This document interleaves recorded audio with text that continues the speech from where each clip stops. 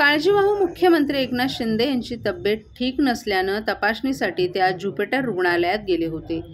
काळजीवाहू मुख्यमंत्री एकनाथ शिंदे यांची तब्येत पुन्हा बिघडल्यानं ते तपासणीसाठी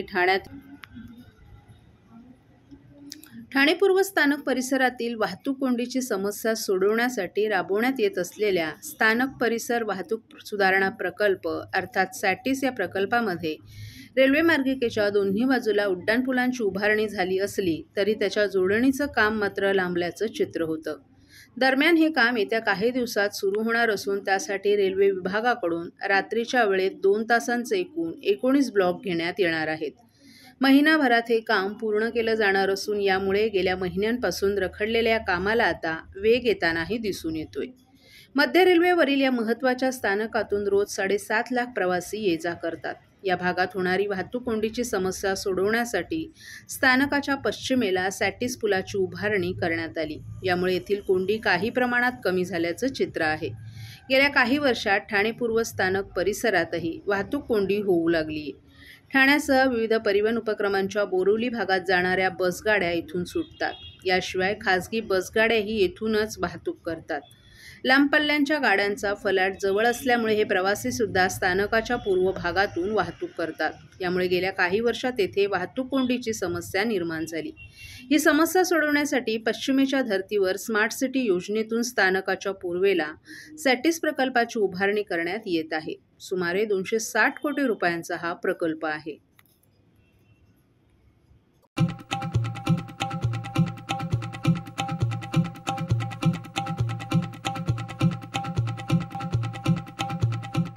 CP Goenka International School, nurturing talent at young age for scholastics, sports and performing arts in global perspective. Proud to have world toppers and country toppers in 10th standard Cambridge examinations. Ranked the best emerging school by the Times of India for personality over percentage. CP Goenka is the intelligent choice.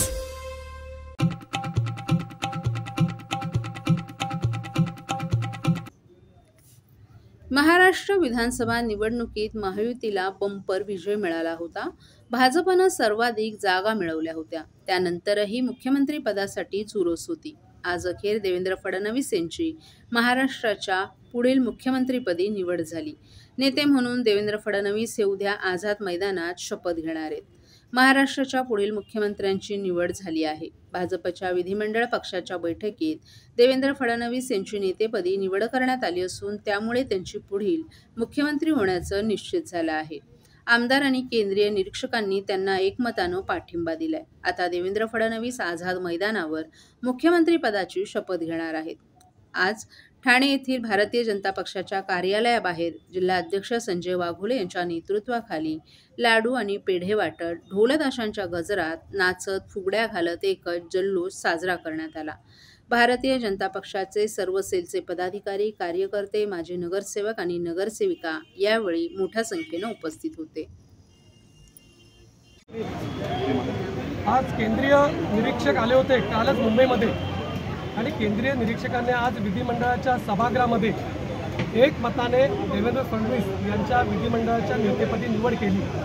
आणि त्या ठिकाणी चंद्रकांतदादा पाटील असतील, आशिषजी शेलार असतील, सुधीरभाऊ मुनगंटीवार असतील, रवींद्र चव्हाण असतील यांनी एकमताने विधिमंडळाच्या नेतेपदी देवेंद्र फडणवीस यांची निवड केलेली आहे. आणि भारतीय जनता पार्टीच्या कार्यकर्त्यांच्या मनात होतं 5 वर्षापूर्वी देवेंद्रजी त्या ठिकाणी मुख्यमंत्री झाले होते. भारतीय जनता पार्टी हा मोठा पक्ष होता आणि त्यावेळे मुख्यमंत्री पदाबाबत भारतीय जनता पार्टीच्या कार्यकर्त्यांना मोठी आशा होती. आणि आज महाराष्ट्रातल्या सर्व भारतीय जनता पार्टीची कार्यकर्त्यांची आशा आज या ठिकाणी पूर्ण झालेली आहे. देवेंद्र फडणवीस हे पुन्हा एकदा उद्या मुख्यमंत्री पदाची शपथ घेणार आहेत. आणि महाराष्ट्रामध्ये जी अपुरी राहिलेली जी कामं आहेत, माननीय मुख्यमंत्री माजी मुख्यमंत्री एकनाथजी शिंदे यांनी ज्या झपाट्याने 2.5 वर्षापूर्वी कामं केलेली आहेत ती सर्व कामं प्रगतीपथावर त्या ठिकाणी नेण्याचं काम महाराष्ट्र राज्याचे मुख्यमंत्री देवेंद्र फडणवीस हे करतील. आणि महाराष्ट्र राज्य हे देशामध्ये 1 क्रमांकाचं राज्य होईल अशी सर्व भारतीय जनता पार्टीच्या कार्यकर्त्यांना आशा आहे. शिवसेनेमध्ये कुठेतरी शुकशुकाट दिसत आहे. येणारी महापालिका निवडणूक बघता कुठेतरी या ठिकाणी नाराजी देखील व्यक्त केली जाईल. बघा, आम्ही महाराष्ट्र राज्याच्या निवडणुका महायुती म्हणून लढलेलो आहे आणि त्यामुळे या ठिकाणी प्रत्येक पक्षाने चांगला रिझल्ट दिलेला आहे. भारतीय जनता पार्टीचे 132 आमदार प्लस 5 अपक्षांनी पाठिंबा दिला आहे. शिंदे साहेबांच्या नेतृत्वाखाली शिवसेना पण एक मोठा गट म्हणून उदयास आलेला आहे. अजित पवार गटाने पण त्या ठिकाणी चांगला स्ट्राईक रेट दिलेला आहे आणि त्यामुळे सर्व आमदार हे एकत्र आहेत. उद्या शपथ घेतल्यानंतर त्या ठिकाणी महायुतीच्या आमदारांची त्या ठिकाणी मंत्रिमंडळाच्या विस्तारामध्ये त्या ठिकाणी समावेश होईल.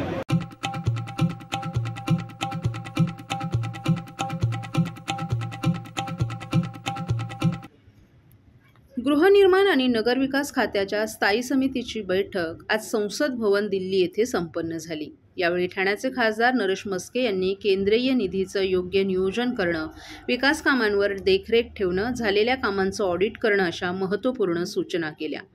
गृहनिर्माण आणि नगरविकास खात्याच्या कमिटीत देशातील शहर विकास, नियोजन, गृहनिर्माण या विषयांवर निर्णय घेतले जातात. केंद्र सरकार देत असलेल्या निधीचं नियोजन आणि त्याचा वापर योग्य पद्धतीनं होतो की नाही यावर चर्चा करून निर्णय घेतले जातात. काही ठिकाणी फक्त दिखाव्याकरिता सल्लागार कंपनीतर्फे सादरीकरण केलं जातं आणि केंद्रांकडून निधी उपलब्ध करून घेतला जातो. प्रत्यक्षात बऱ्याच योजना या सादरीकरणासाठी असतात. असे उपक्रम पुढे सुरू राहत नाहीत.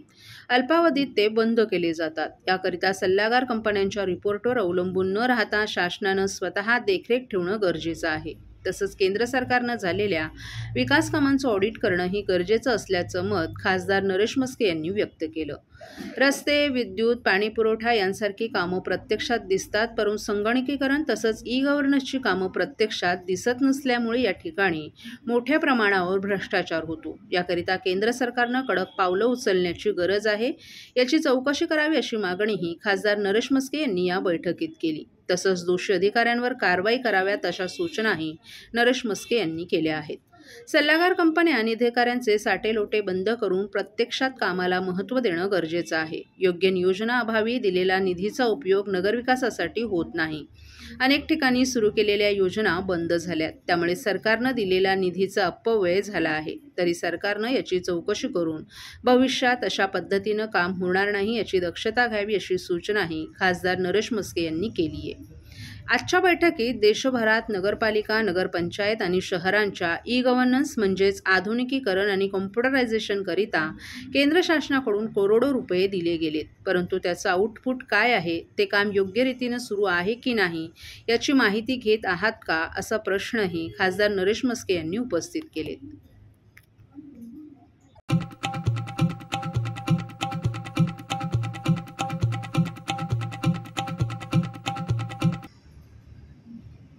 ईव्हीएम हटाओ, लोकशाही बचाओ या घोषणेनं ठाण्यातील राष्ट्रवादी काँग्रेस शरदचंद्र पवार पक्षाच्या कार्यकर्त्यांनी आंदोलन छेडले. विधिमंडळ गटनेते डॉ. जितेंद्र आव्हाड यांच्या मार्गदर्शनाखाली सामान्य नागरिकांनी ईव्हीएमच्या विरोधात राष्ट्रपती द्रौपदी मुर्मू यांना 10,000 पोस्टकार्ड पाठवली.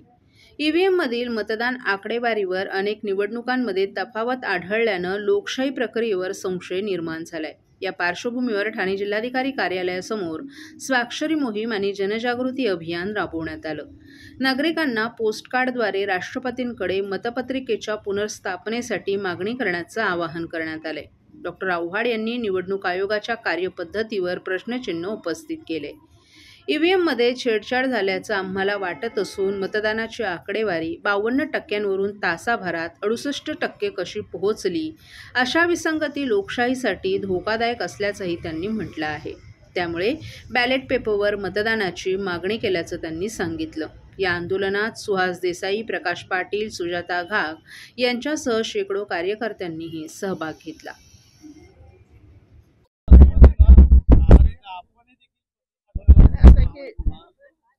लोकशाहीमध्ये त्या प्रक्रियेमध्ये, मतदानाच्या प्रक्रियेमध्ये 0.1 जरी असेल तरी तुम्हाला मतदानाची प्रक्रिया बदलावी लागेल.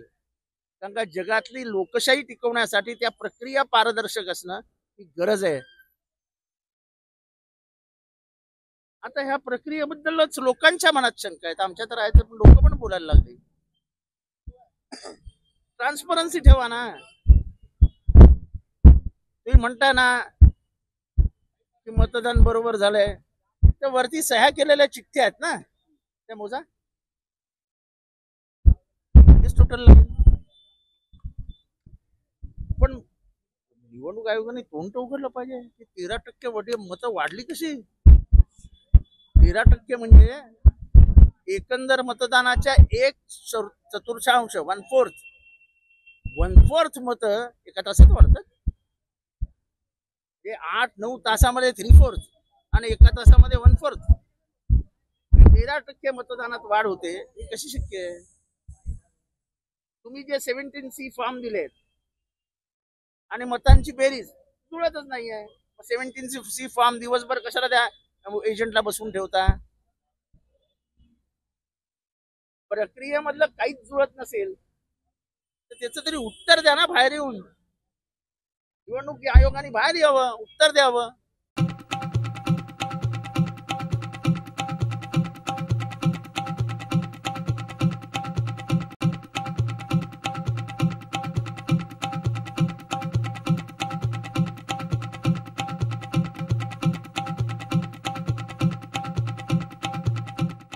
महाराष्ट्रातील भगिनींना आधार देणारी राज्य शासनाची मुख्यमंत्री माझी लाडकी बहीण योजना.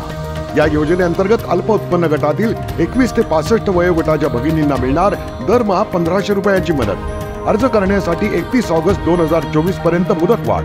कुटुंबाचं वार्षिक उत्पन्न 2.5 लाख रुपयांपेक्षा कमी असलेल्या महिला पात्र. कुटुंबाकडे पिवळं किंवा केशरी रेशन कार्ड असल्यास उत्पन्नाचा दाखला आवश्यक नाही. पांढरं रेशन कार्ड असेल किंवा रेशन कार्ड नसेल तर कुटुंबाचं वार्षिक उत्पन्न 2.5 लाखांपेक्षा कमी असल्याचा दाखला आवश्यक. योजनेसाठीचा ऑनलाईन अर्ज नारी शक्ती दूत ॲपवरून किंवा पोर्टलवर भरता येईल. ज्या भगिनींना ऑनलाईन अर्ज भरता येत नसेल त्यांच्यासाठी अंगणवाडी, ग्रामपंचायत, वॉर्ड ऑफिस, सेतू सुविधा केंद्रामध्ये किंवा आशाताई बचत गटाच्या CRP यांची मदत उपलब्ध. आता आपल्याला अभिमानानं म्हणता येईल, सुखी आणि सुरक्षित आहे माझी लाडकी बहीण.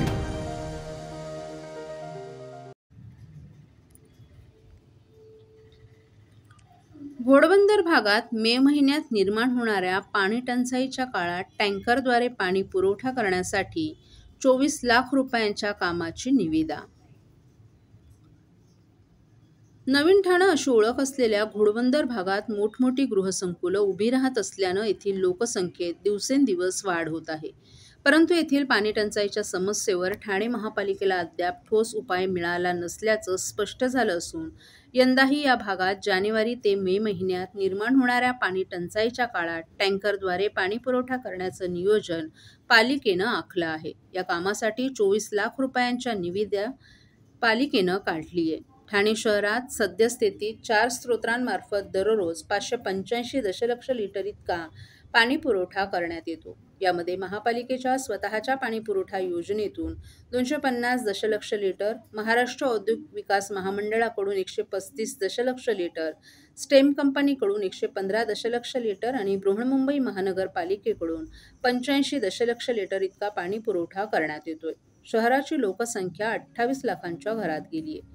वाढत्या लोकवस्तीमुळे शहरात पाणी टंचाईची समस्या निर्माण होते. त्यातच पाणी पुरवठा योजनेतील जलवाहिन्यांच्या देखभाल आणि दुरुस्ती कामासाठी पाणी पुरवठा बंद ठेवला जात असल्यानं ठाणेकरांना पाणी संकटाचा सामना करावा लागतो. धरणातील पाणी नियोजनासाठी जानेवारी महिन्यापासूनच पाणी कपात लागू केली जाते. जून महिन्यापर्यंत या पाणी कपातीत वाढ होत जाते. यामुळे जानेवारी ते मे महिन्यात शहरात सर्वत्र पाणी टंचाईची समस्या निर्माण होते.